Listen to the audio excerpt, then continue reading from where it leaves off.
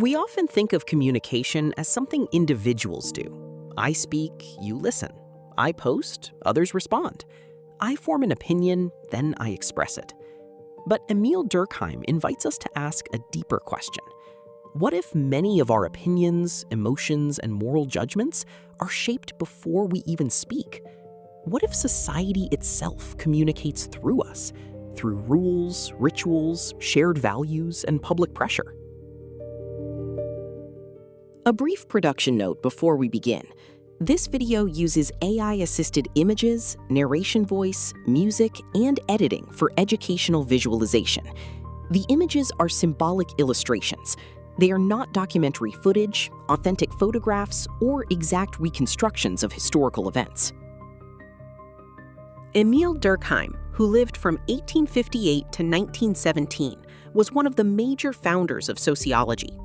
His central question was not simply, what do individuals do? It was, what holds society together? Durkheim wanted to study society scientifically, as a reality with its own patterns, pressures, and rules.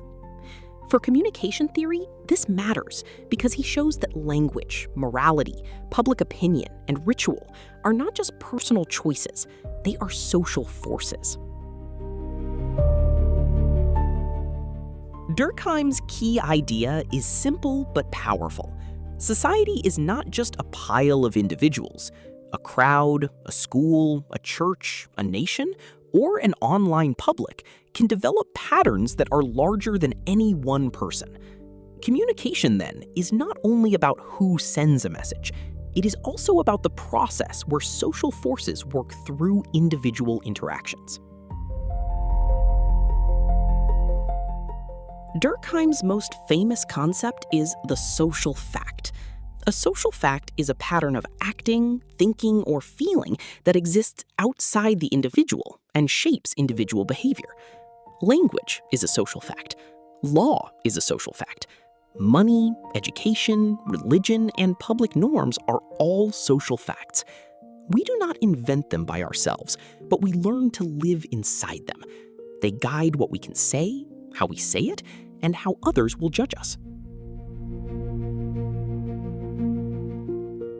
Language is a perfect example of Durkheim's idea. Each of us uses language, but none of us created the language we speak. Grammar, vocabulary, politeness, accent, and style come from a social world that existed before us.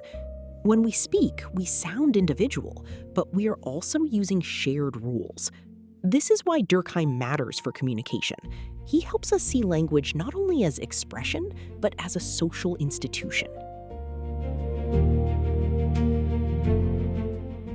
Durkheim also gives us the idea of collective consciousness, sometimes called collective conscience. This means the shared beliefs, values, and moral feelings that bind a group together. It tells people what feels normal, shameful, heroic, sacred, or unacceptable. Public speeches, advertising, journalism, and social media all depend on this shared moral background. Communication works because speakers can appeal to things a community already recognizes.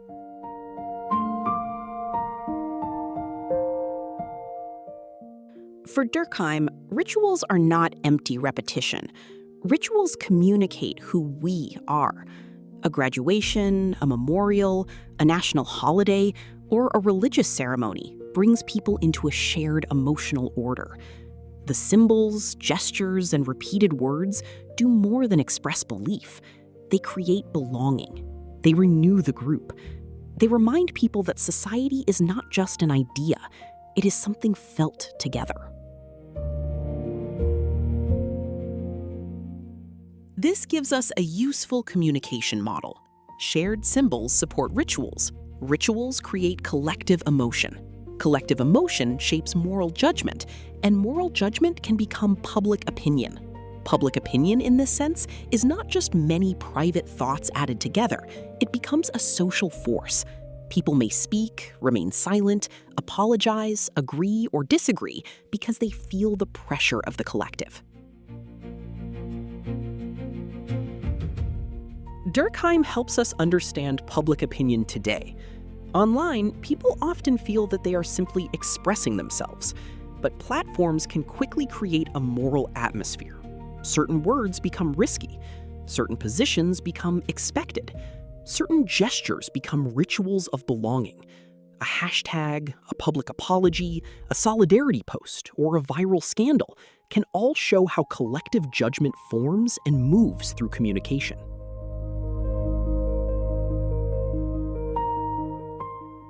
Gabriel Tarde, in the previous episode, helps us see how ideas spread through imitation from person to person. Durkheim helps us see something different. Before ideas spread, some already carry authority because society has given them meaning. Tarde shows how communication travels. Durkheim shows how society shapes the world in which communication occurs.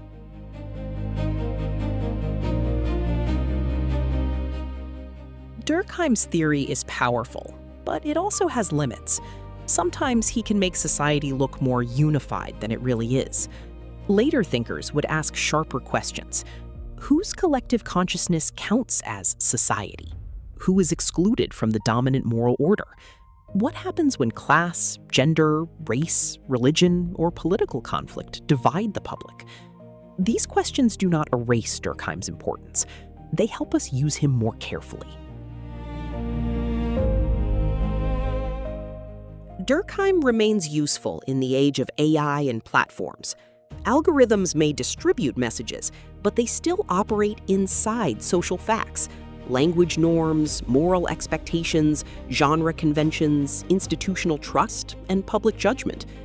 Even AI-generated communication depends on shared symbols and social rules. Durkheim reminds us that communication technology never floats above society. It works through society.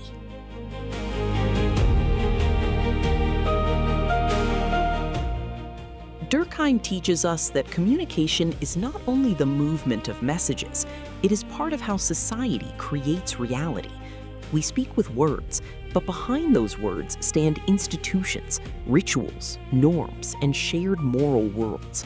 To understand communication, we must ask not only what individuals say, but what society has already made meaningful. In the next episode, we turn to Jörg Simmel, who helps us understand modern city life, attention, distance, and interaction.